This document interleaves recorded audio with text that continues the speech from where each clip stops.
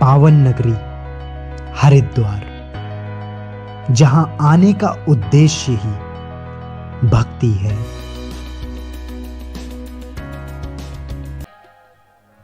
सच्चिदानंद रूपाय विश्वोत्पत्त्यादि हेतु, इस सृष्टि के सृजन का, इस सृष्टि के पालन का और इस जगत के संहार का हेतु भी भगवान ही है, हमारे श्री ठाकुर जी ही हैं। हमारे भगवान जब थोड़े से मुस्कुराते हैं, प्रभु जब थोड़े से गंभीर होते हैं, तो इस सृष्टि का सृजन हो जाता है, और थोड़े से मुस्कुराते हैं तो सृष्टि का पालन हो जाता है। इसलिए कभी भी ऐसा अभिमान हमें अपने मन में नहीं लाना चाहिए कि करने वाले हम हैं। अरे भाई, करने कराने वाले तो सब भगवान ही हैं। परमात्मा यदि कृपा न करे तो हमारी जो इंद्रियां हैं, अगर परमात्मा के माध्यम से उन्हें बल ना मिले, परमात्मा की कृपा उनके ऊपर ना हो, तो ये इंद्रियां कार्य ही नहीं करेंगी। आंख देख नहीं सकती, जिह्वा बोल नहीं सकती, कान सुन नहीं सकते, हाथ काम नहीं कर सकते, पैर चल नहीं सकते, नासिका सूंघ नहीं सकती।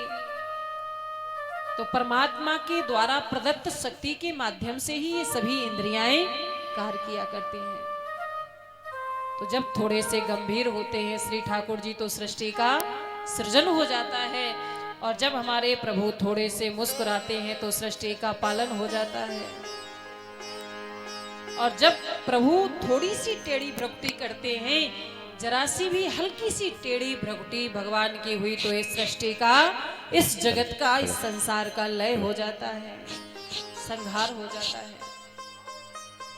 तो सच्चिदानंद रूपाय विश्वोत्पत्त्यादि हेतवे, संसार की, इस जगत की, इस सृष्टि की उत्पत्ति का, पालन का और लय का हेतु कौन है?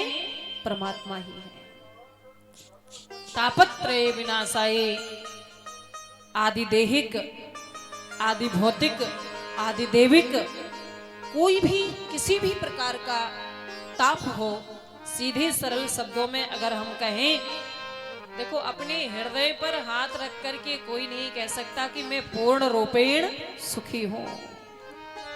कोई किसी प्रकार से दुखी है तो कोई किसी प्रकार से दुखी है। कोई तन दुखी, कोई मन दुखी, कोई धन बिन रहते उदास। कोई तन से दुखी है तो कोई मन से दुखी है, तो कोई धन से दुखी है। कोई तन दुखी, कोई मन दुखी, कोई धन बिन रहते उदास। थोड़े थोड़े सब दुखी। अच्छा, जितने भक्त हमारे पंडाल में, देखो संतों की तो मौज का कहना ही क्या है, उनके बारे में बात नहीं हो रही है। जो ग्रस्त हैं, जो संसारी हैं, यदि उनसे पूछा जाए कि हमारे इस कथा पांडाल में बैठे हुए जो हमारे भक्त हैं, वो पूर्ण रूपेण तन मन धन से कौन कौन सुखी है, एक बार हाथ ऊपर करें, तो शायद ही कोई हाथ ऊपर होगा। क्योंकि कोई तन दुखी तो कोई मन दुखी, कोई धन बिन रहत उदास। थोड़े थोड़े सब दुखी, केवल सुखी राम के दास। राम के दास कभी ना होवे उदास। एक संत कहा करते थे, आराम की तलब है तो एक काम कर, आराम की शरण में और राम राम कर। तो तापत्रय विनाशाय, तीनों प्रकार के तापों को मिटा देने की सामर्थ्य जिन प्रभु के नाम में है। भगवान का नाम तो परम कल्याणकारी है। मंगल भवन अमंगल हारी, मंगल भवन अमंगल हारी, मंगल भवन अमंगल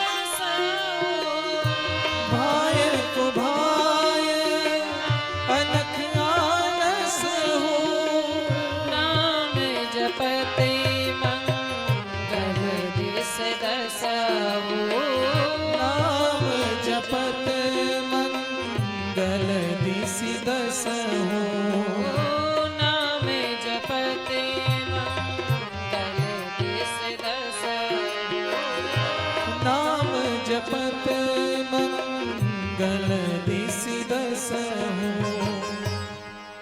तो भगवान का नाम जो है वह दसों दिशाओं में कल्याण करने वाला है, इसलिए भाव से प्रेम से भगवान का नाम लेना चाहिए। तापत्रय विनाशाय, तीनों प्रकार के तापों को, कोई भी कैसा भी कष्ट हो, दुख हो, पीड़ा हो, संताप हो, उनको मिटाने में सबसे बढ़िया अगर कोई दवाई है तो वो है भगवान नाम। इसलिए भगवान नाम भाव से प्रेम से जब भी कथा के बीच में संकीर्तन कराया जाए तो बड़े भाव से ताली बजा करके गाना चाहिए। इस बात को मन में रखते हुए कि हमारा सर्व दिशाओं में कल्याण ही कल्याण होगा, हमारा जीवन मंगलमय, आनंदमय, कल्याणमय बनेगा। इस प्रकार से सच्चिदानंद रूपाय विश्वोत्पत्त्यादि हेतवे तापत्रय विनाशाय श्री कृष्णाय वयं नमः। केवल हम नहीं, केवल आप नहीं, बल्कि हम आप सभी मिलकर के भगवान श्री कृष्णचंद्र जी के चरणों में कोटि कोटि वंदन प्रणाम करते हुए आज भगवान श्री कृष्णचंद्र जी को वंदन करने के बाद में सर्वभूत हृदय व्यास नंदन श्री महाप्रभु सुखदेव जी महाराज की भी वंदना हमारे श्री वेदव्यास भगवान ने की। और आगे चल करके 6 अध्यायों में श्रीमद् भागवत महापुराण की कथा शुभारंभ करने के पूर्व 6 अध्यायों में सबसे पहले श्रीमद् भागवत महापुराण की महिमा को बतलाया। श्रीमद् भागवत महापुराण की महिमा को बताया क्योंकि हमें पता तो होना चाहिए कि हम भगवान की कथा को आखिर सुन रहे हैं तो क्यों सुन रहे हैं, इसके सुनने से क्या लाभ है, इसको कितने दिनों में सुननी चाहिए, कहां और कब और कैसे सुननी चाहिए, इन सब बातों का ज्ञान तो हमें होना चाहिए। तो 6 अध्यायों में श्रीमद् भागवत महापुराण की महिमा का वर्णन हमारे श्री वेदव्यास भगवान ने किया। कितनी भी बड़ी कोई भी विभूति आकर के हमारे मध्य में बैठ जाए, लेकिन हम उसको वंदन नहीं करेंगे कब तक, जब तक कि उनके बारे में कोई व्यक्ति आकर के हमें न बताए कि भाई ये तो बहुत बड़े व्यक्ति हैं और बहुत ऊंचे पद पर स्थित हैं, ये बहुत बड़े अधिकारी हैं, पदाधिकारी हैं। और जब उनकी हमारे पास में बैठे हुए व्यक्ति की विभूतियों के बारे में हमें बताएगा तब कहीं जाकर के हम उनको वंदन प्रणाम करेंगे। तो मेरे कहने का तात्पर्य है कि जब तक हम महिमा को नहीं जान लेते तब तक कथा श्रवण में हमारा मन नहीं लगेगा। इसलिए पहले महिमा को बताया, इसके सुनने से क्या क्या लाभ हैं। तो आइए हम सीधे चलते हैं नैमिषारण्य में।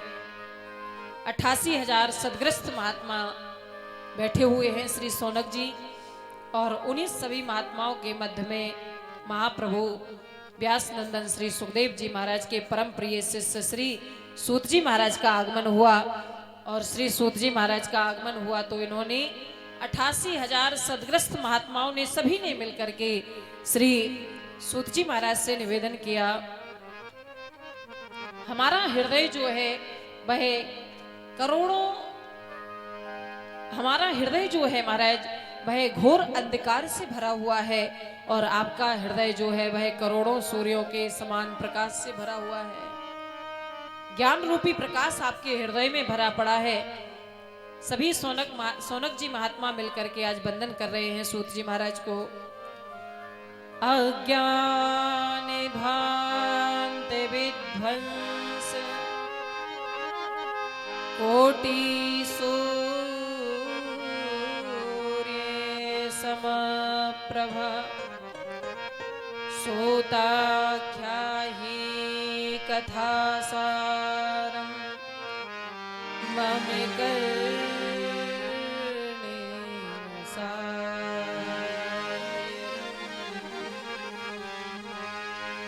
हमारा हृदय जो है वह अज्ञान रूपी अंधकार से भरा हुआ है और आपका ज्ञान जो है वह करोड़ों सूर्यों के प्रकाश के समान है। इसलिए अपने ज्ञान रूपी सूर्य का उदय करिए, जिससे हम अज्ञानियों का हृदयगत अंधकार दूर हो जाए, मिट जाए, हम भी प्रकाश से भर जाएं, हम भी ज्ञान संपन्न हो जाएं। महाराज निवेदन किया और कहने लगे, सूताख्या ही कथा सारम मम कर्ण रसायनम। हे प्रभु, कृष्ण प्राप्ति करम सस्वत साधनम तद्वदाधुना। कलयुग में जो भगवत प्राप्ति का सरल से सरल साधन हो वो हमें बताने की कृपा करिए। और बताइए कृपा करके कि संत जन ऐसा क्या करते हैं जिससे उनके हृदय में नित्य ज्ञान भक्ति वैराग्य की वृद्धि होती रहती है।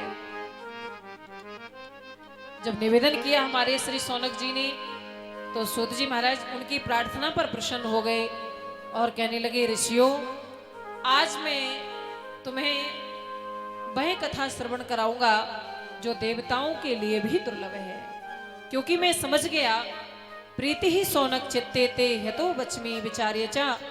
आपके हृदय में भगवत कथा के प्रति और भगवान के प्रति अनन्य प्रेम है, इसलिए मैं वह कथा आपको आज श्रवण कराऊंगा। कौन सी कथा? वह कथा मैं आपको श्रवण कराऊंगा जो संसार के भय को समाप्त कर देने वाली है।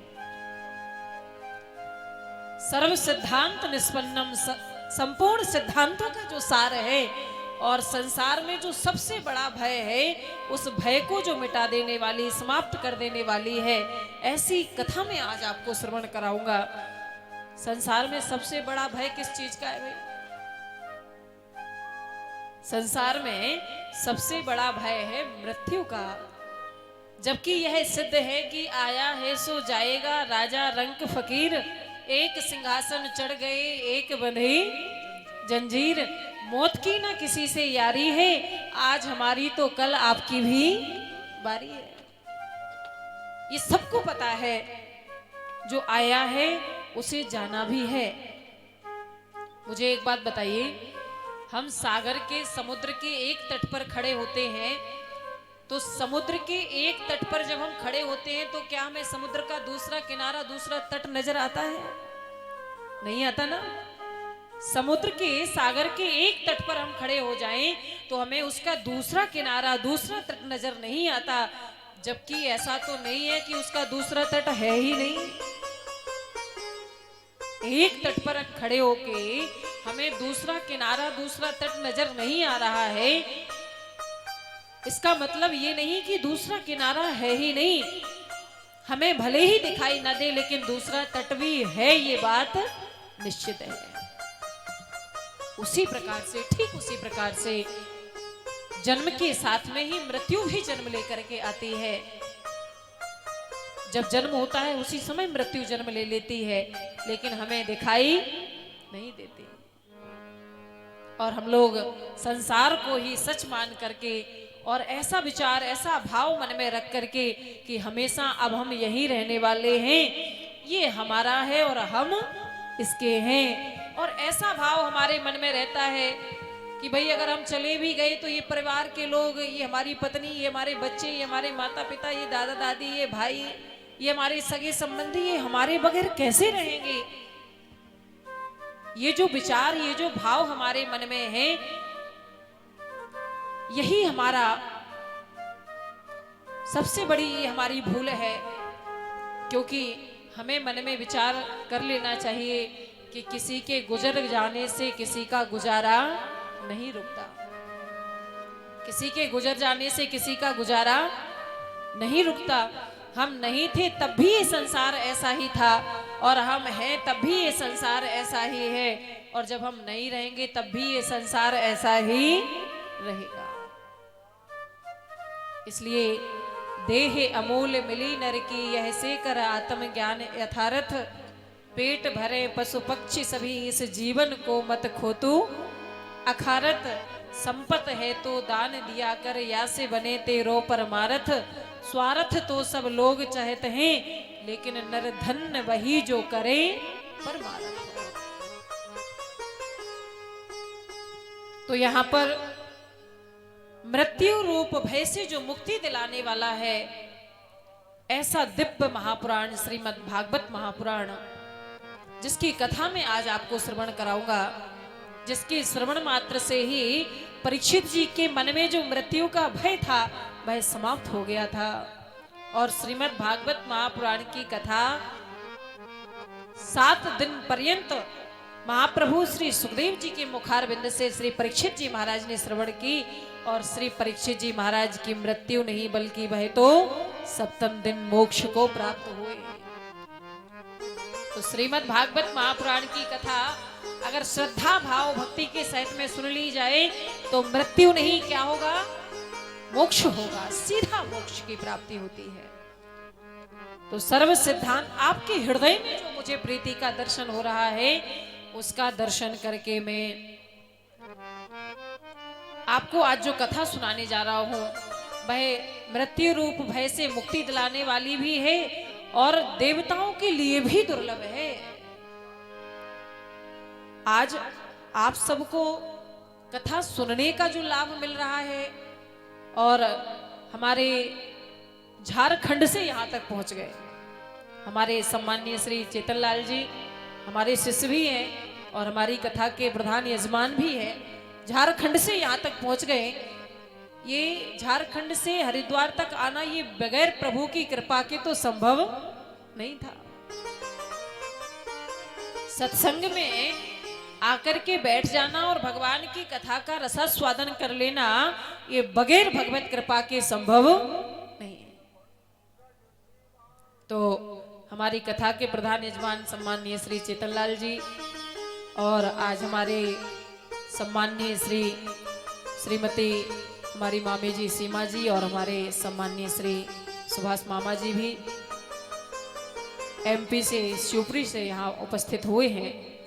ये तो ऐसे महान भक्त हैं, ऐसे महान प्रेमी हैं कथा के, कि कहीं भी सामूहिक रूप से हमारा कार्यक्रम हो तो आप पहुंच जाएं तो बहुत अच्छा है, नहीं तो आपकी दान राशि तो वहां पहुंचती ही पहुंचती है। तो एक बार इनके लिए जोरदार तालियों के साथ में स्वागत करेंगे। ताली बजाने में कंजूसी मत करिएगा। और हमारे भैया संदीप जी आज अपनी पूरी मंडली के साथ में यहाँ पर हमारे लिए सहयोग प्रदान कर रहे हैं। आपका भी बहुत बहुत धन्यवाद। और सबसे बड़ी खुशी की बात जो है वो ये है कि हमारे परम पूज्यपाद श्री विनेका बाबा जी महाराज के इस परम पावन शिविर में, इस प्रांगण में बैठ करके जो कथा चल रही है, इस कथा का आनंद केवल हम और आप ही नहीं ले रहे हैं, बल्कि मथुरा से हमारी मीडिया टीम भी यहाँ पर उपस्थित हुई है। तो ये संपूर्ण विश्व में ये कार्यक्रम दिखाया जाएगा, इस कथा का प्रसारण किया जाएगा।